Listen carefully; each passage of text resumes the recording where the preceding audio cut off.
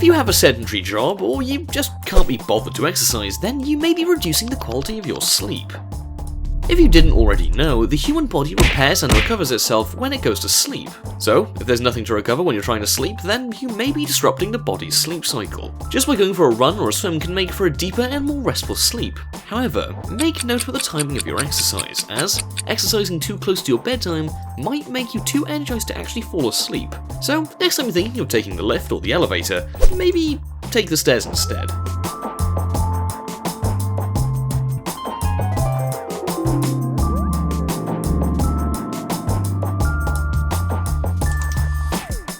Having a daily routine can help program the brain and internal body clock to get used to a set routine. Varying your sleep times by more than an hour can severely disrupt your sleep quality by breaking your circadian rhythm. So, when your alarm goes off in the morning, or afternoon, or for you students out there, the evening, you really should get up right away rather than snoozing. I know it's really hard, I can vouch for that. Also, try developing a sleep routine such as listening to some ambient music or taking a nice deep breath before you go to bed. Remember, consistency is key.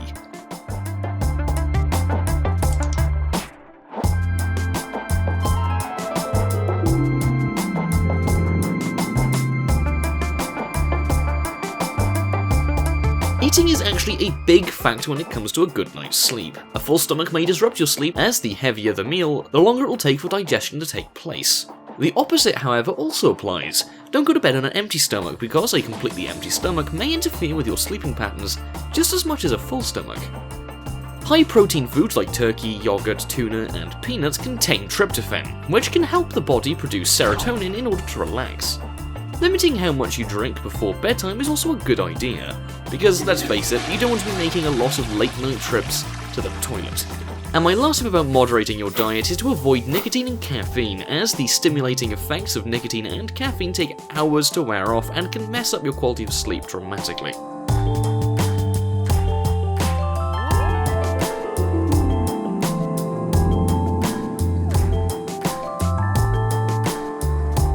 A neat little trick to getting a good night's sleep actually lies within how you make your bedroom look.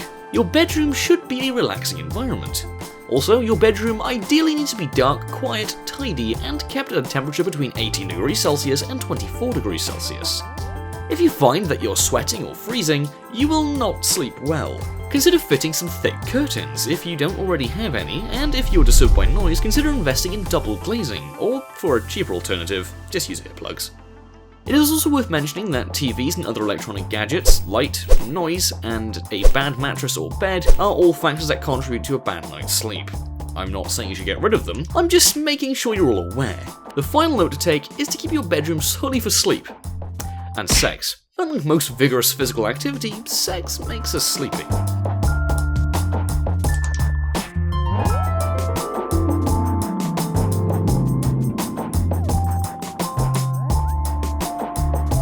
This may be weird to some, especially if you've never tried it before, but have you ever thought about sleeping naked? According to sleep specialists at the Cleveland Sleep Clinic, sleeping in the nude helps regulate your temperature, which is a big factor in getting a good night's sleep.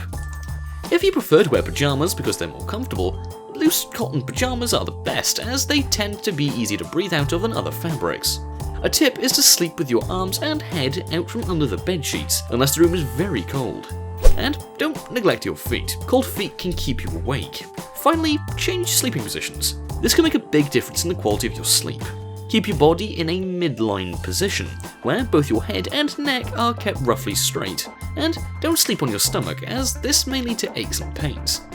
If, however, you wish to sleep on your stomach or have to, then put a pillow underneath your hips instead of under your head. Hopefully, these little tips can help you achieve a good night's sleep, so good night and sweet dreams.